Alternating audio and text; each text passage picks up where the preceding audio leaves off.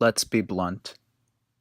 In the name of the greatest people that have ever trod this earth, I draw the line in the dust and toss the gauntlet before the feet of tyranny, and I say segregation now, segregation tomorrow, and segregation forever. Birds of a feather flock together. That is an old racist epigram that suggests segregation is somehow natural. Segregation is not new. Segregation of various peoples has occurred for millennia on every continent in the world. The one difference is the United States takes it to another level. This is a country that can't help but see differences, and because of that, will segregate people. We segregate men from women. We differentiate adults from children. But the most overt form of segregation that occurred in the United States was along ethnic lines. From the military to buses to restaurants to theaters, the United States has an ugly history of segregating along ethnic lines. Nowhere was this more apparent than in public education. You had schools for black kids, and you had schools for white kids. Each had their own buildings, books, teachers, and principals.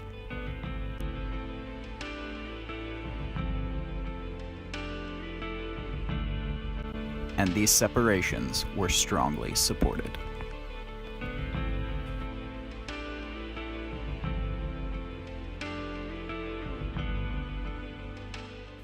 The 1954 Supreme Court decision in Brown versus the Board of Education was supposed to change all that.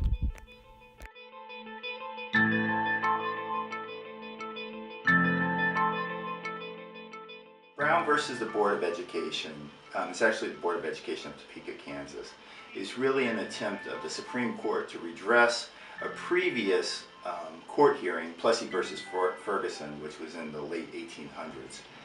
Plessy established the doctrine of separate but equal. This idea that somehow within society, especially within schooling, we could have equal accommodations for people based on race. Particularly they were looking at black versus white issues. In Brown versus the Board of Education for Topeka, the Warren Court really took on this question and said, is this even possible? And for a while, things improved. Graduation rates went up. In 1953, the year before Brown versus the Board of Education, 51% of white students graduated in 4 years, while only 27% of their black peers graduated in the same time. By 1984, that gap had narrowed considerably. While 81% of white students graduated in 4 years, nearly 72% of their black peers did as well.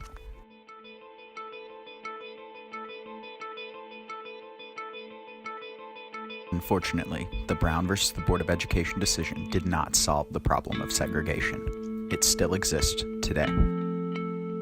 Today, nearly 2/3 of students attend public elementary or secondary schools where over half of the students are of their own race or ethnicity. This isolation mirrors similar levels of segregation in the early 1950s. Segregation is not gone. It has simply evolved. Unlike the legal segregation that was practiced in the Jim Crow era, today, segregation occurs primarily along socioeconomic lines. The justices in the Brown decision ordered that public schools, which had been segregated, desegregate with all deliberate speed. This order was not well received by a majority of the populace who feared integrated schools. Because the Brown decision only ordered desegregation within a school district, a clear opt-out loophole was created. Anyone who decided to move outside of the district lines could not be required to attend an integrated school. This resulted in a period of white flight. White flight is the mass exodus of wealthy white families to suburban areas outside of the urban center school district lines. I assume in the city of St. Louis, and I know I remember in Boston and different places, that the desegregation process in the 60s and so on to try to enforce the desegregation court decision from 1954 did cause white flight.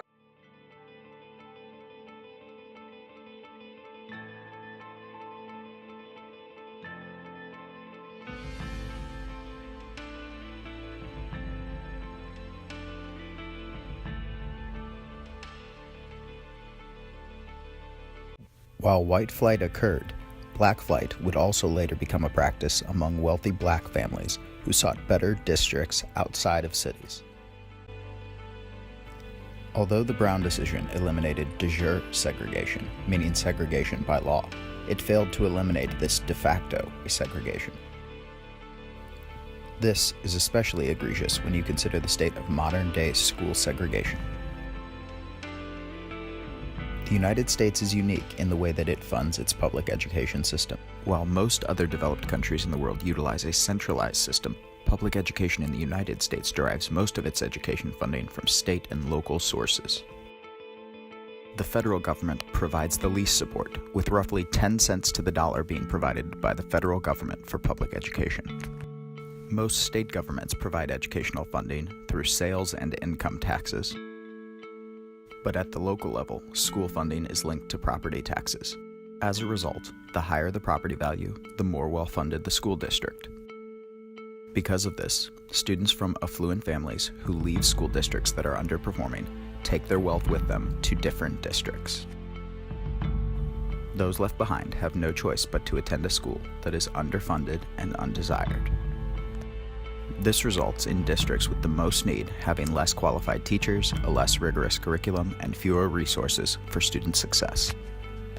White folks started leaving, and of course, over time, if the schools go down because of lack of resources a little bit, and over time the property values go down, and it makes it even more difficult to have good schools. As a result of these disparities, two very different types of public schools were created: apartheid schools and dropout factories. Apartheid schools are schools with fewer than 1% of white students in the total population.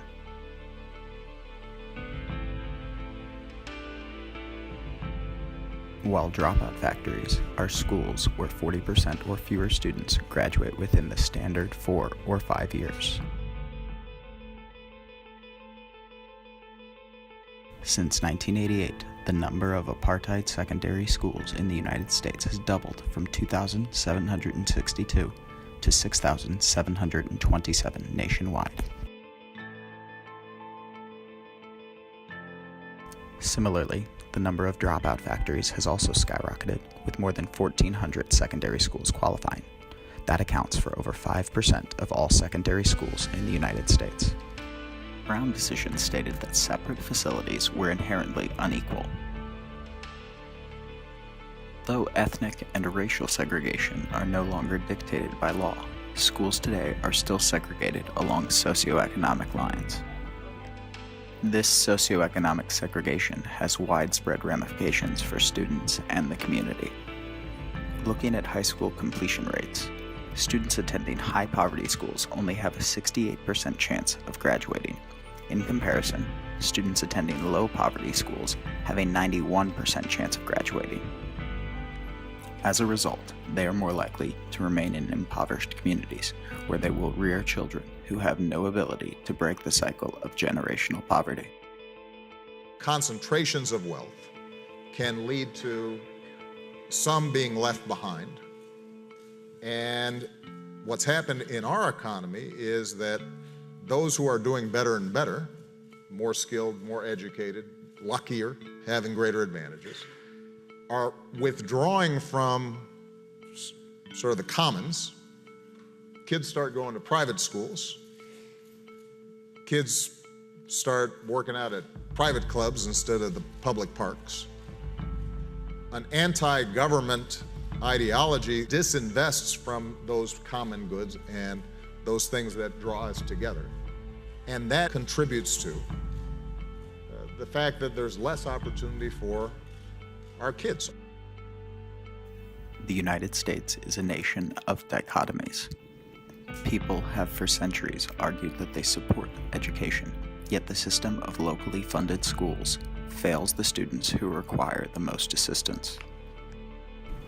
The impoverished are trapped in an unending cycle of generational poverty that is inescapable without external aid. Similarly, the people of the United States have claimed that they value equality and integration. While the decision in Brown versus the Board of Education attempted to improve those issues, it failed. In response to the Brown decision, the nation exposed its underlying bigoted tendencies by fleeing the urban centers where integration was dictated, resegregating into socioeconomically exclusive communities. In a society that values style over substance, this system is separate and unequal.